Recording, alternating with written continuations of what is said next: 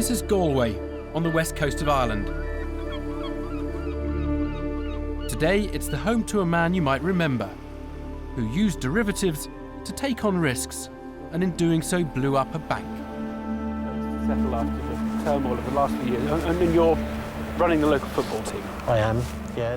Nowadays, Nick Leeson is the chief executive of Galway United. Everything really, but I think a certain amount of risk is something that everybody needs. It's people with trading background. Yeah. Well, I think there's a certain element of risk in any business. It's about control and restraint. Risk. Yeah. But in the early 1990s, Nick Leeson was working for Barings Bank in Singapore, trading derivatives.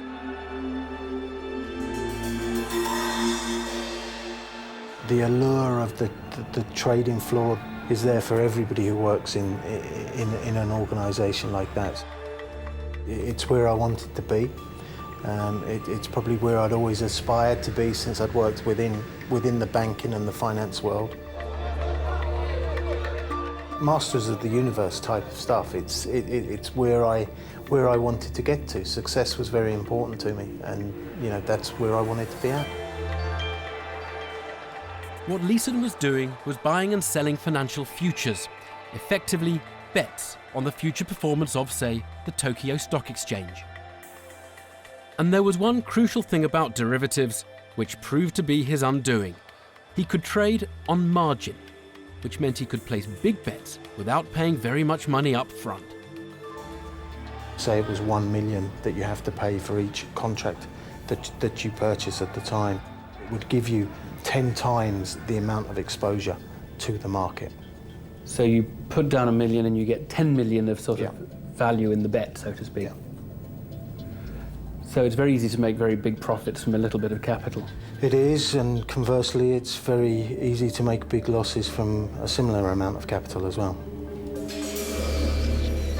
Leeson wasn't meant to be speculating with Barings' money, but when a colleague made a mistake, he tried to recoup the losses by placing big bets using futures and options.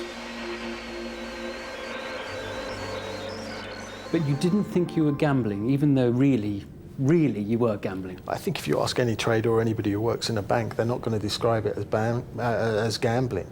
Informed decision making is, I'm sure, is the thing that they would hide behind. What mine very quickly evolved into was a process of gambling.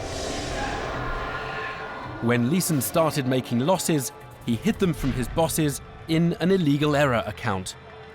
He attempted to trade his way out of the situation by selling options, taking on yet more risks in exchange for the much-needed premiums.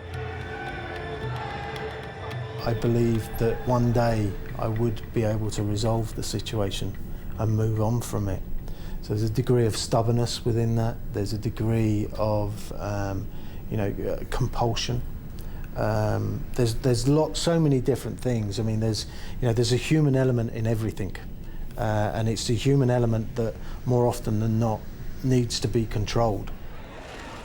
But Leeson's losses now ran to hundreds of millions of pounds and were too big to hide.